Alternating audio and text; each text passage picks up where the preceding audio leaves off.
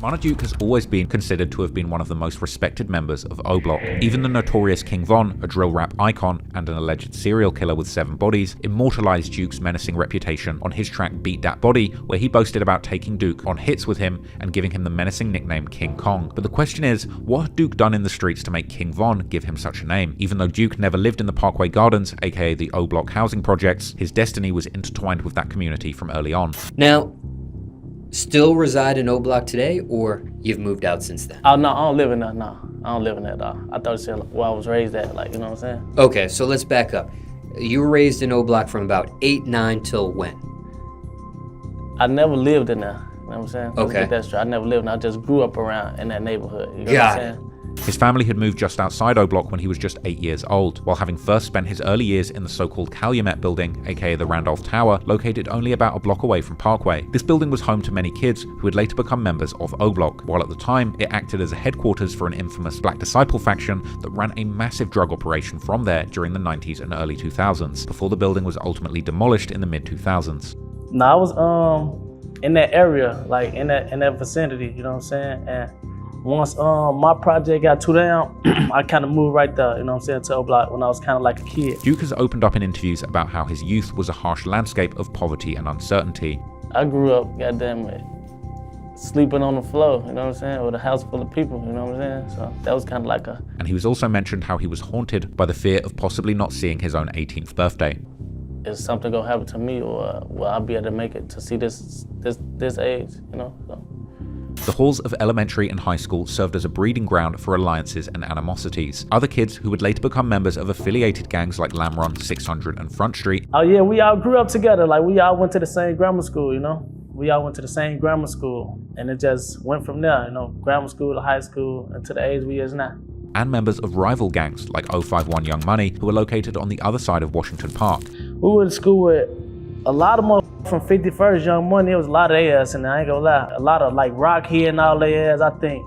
Arrow, all them. As he got older, Duke would become very close with many of the O Block's most infamous members, including O.D. Perry, T-Roy, and of course King Von. By the age of 14 in 2008, Duke's entanglement with the law became a defining chapter, and his early and frequent arrests and incarcerations led to him dropping out of high school, while also effectively sidelining him during Chief Keef's early ascent to the top of the drill movement in the early 2010s, and the subsequent explosion of King Von's rap career in the late 2010s too.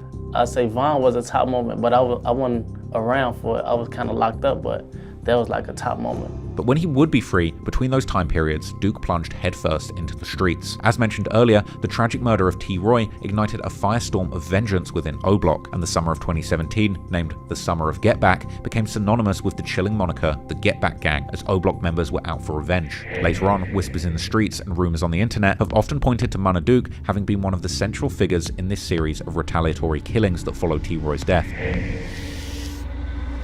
The bloodshed began on May the 14th, 2017, as Warren Delton, known in Jaro City as Lil Ho, became the alleged victim of the Get Back Gang. As he stood with a group near 62nd and Eberhart, only a few minutes' drive from O Block, 4 shadowy figures emerged from an alley. 3 unleashed a hail of gunfire that struck Lil Ho down, and in a brutal display, at least one shooter stood over his fallen body, delivering multiple final shots before vanishing back into the streets. The case remains unsolved, and the perpetrators a mystery to this day, but many key Get Back Gang members, such as McAdoo from 600 and E-Dog, Gleesh and Duke from O Block, are regularly considered to be the main suspects.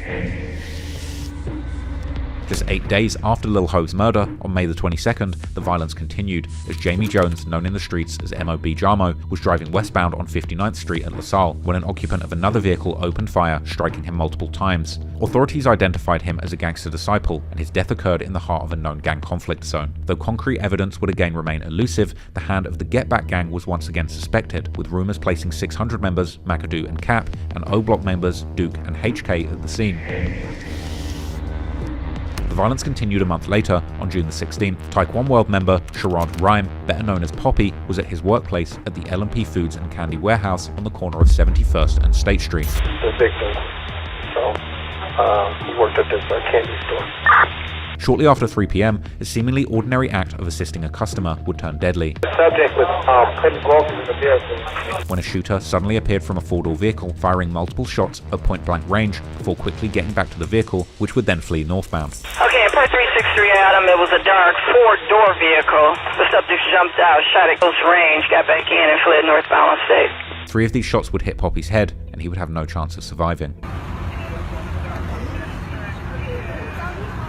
The brazen murder had several witnesses who offered a description of the shooter, around 6 feet tall with dreadlocks and face concealed by a mask. Male black, 6 foot with dreads and a white t-shirt and jeans. Initial suspicions fell on T-Roy's brother, HK, who was seen flaunting his T-Roy pendant in the aftermath of the murder, as if sending a message that he had indeed avenged his brother's death. And after this incident, HK, or Heck as he was known at the time, would get his nickname, the initials HK actually being short for Headshot King. But while the murder of Poppy has always been attributed to HK, the narrative would get more complex, as members of Taekwon World would heavily memorialize Poppy after Duke's murder, perhaps hinting at a deeper and more direct connection between Duke and Poppy's killing. The witness's description of the shooter was a tall figure with dreads, and that would chillingly align more closely with Munna Duke's appearance at the time, who was both taller than HK and had slightly longer dreadlocks. This convincing some that Poppy's killer had indeed actually been Duke, while it's also possible that he might well have been the driver for the hit.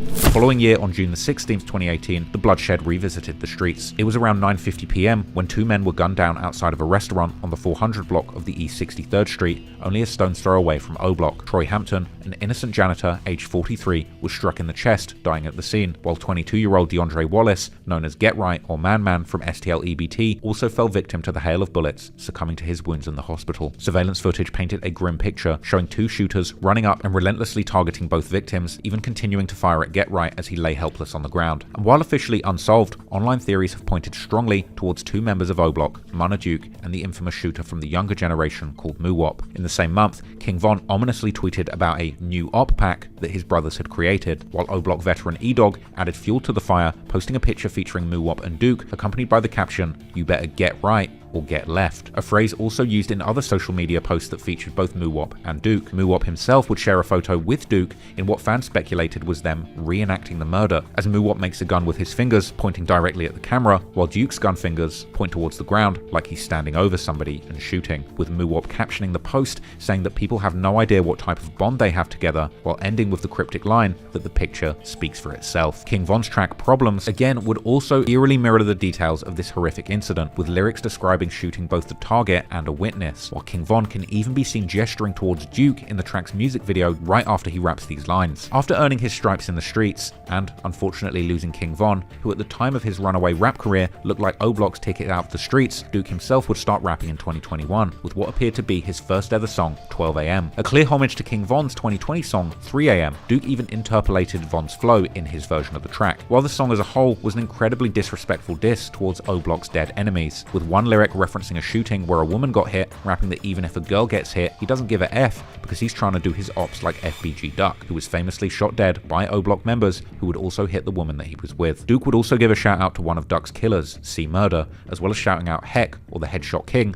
rapping how they are the Get Back Gang, kind of implying that HK was his alleged partner in crime and the potential shooter or driver during the hit on Taekwon World member Poppy. Duke would also rap about lurking in the streets trying to kill their ops so much that they forget to even eat dinner, while proudly repping his King Kong nickname that King Von gave him, and saying that you can't even hang out with him if you haven't killed someone. The song also had a music video where Duke can be seen rapping in O Block, flanked by some of the most notorious members like E-Dog and Muwop. Fans loved the song, with many saying that he even had some of King Von's spirit in him, and that they were excited for Duke having a bright future in the rap game. Duke followed that up with songs like Winnin' and Right Back, where he rapped about doing drills where the witness was killed too, with some believing that this is another reference to the janitor that was killed on the Get Right hit. The song was an instant classic. One comment said that Duke was even picking up where King Von left off, and another called Duke 3 for 3 as a rapper. For fans that were longing for that Von-esque flow on hard-hitting beats, Duke appeared to be someone that they could bet on to take over the rap game. Duke also collaborated with other O Block rappers like Ocho Munna and Prince Dre on the remix for Ocho's Bean It song, followed by the songs No Hook and Off the Porch. Then moving on to one of his biggest releases of his career, this interestingly being his first international collaboration with the UK rapper Millions. Their track 10 to the O was an epic collab where Millions actually went to O Block and shot a music video with all the iconic O Block members, with Duke rapping lyrics about a murder eerily resembling Get Right's, saying that he caught someone lacking in front of the store. The video even ended in a respectful chain swap between these two international drill artists. Duke was making big moves internationally with his music, and there would also be a rumor that Duke had seemingly tapped in with Central C's most feared op, Digga D, for a collab. And while nothing officially got released, a leaked track called Legally Blind featured the two artists, with Digga immediately dissing a dead op that they've been smoking on so much that he believes that he's now the UK's Tuka, and Munna Duke would rap about being a 13-year-old shooter looking for a body and then walking up and shooting at close range. Duke was getting a lot of motion as a rapper, and he kept releasing singles and music videos all the way through 2022. Then, leading up to the release of his full project, Munna Duke would release the track Passenger Side, rapping that he didn't cry after Von died, but he still planned on getting Get Back, a message most likely aimed at Quando Rondo and Lil Tim, suggesting that the Get Back gang might still be out looking for blood. While Duke would also shout out the up-and-coming generations of O Block. Then, in August 2023, he released a full project called Welcome to the Jungle, the title and cover art being a clear nod to the fearsome O Block housing projects. Duke promoted the project with music videos like the song Intro, where he introduced himself as having money to support his mama by buying her a house, his gang by buying them a chain, whilst also paying for many lawyers. Releasing a full mixtape was a huge achievement for Duke, because in a world where few people survive or even start a music career, let alone having the focus to complete a full body of work, is a monumental achievement. But Duke wasn't slowing down, and he would keep putting out music, like his guest verse on perhaps the longest running O Block veteran Boss Top's song, Get Back Gang, a song that unsurprisingly paid tribute to the Get Back Gang's brutal campaign of revenge after T-Roy's murder. The song also featured the O Block legend E-Dog as well as the late Zell Munna. On the track, Duke proudly claimed his King Kong nickname, while rapping how he's back in heck mode after running after ops, and claiming that he puts hits on people for $10,000, as well as promising to slide twice as hard on ops to avenge both T-Roy and King Von. Unfortunately, it was ultimately this very ethos of never-ending Get Back that would likely become Munna Duke's own undoing, and like it often happens, the Get Back would come when he least expected it.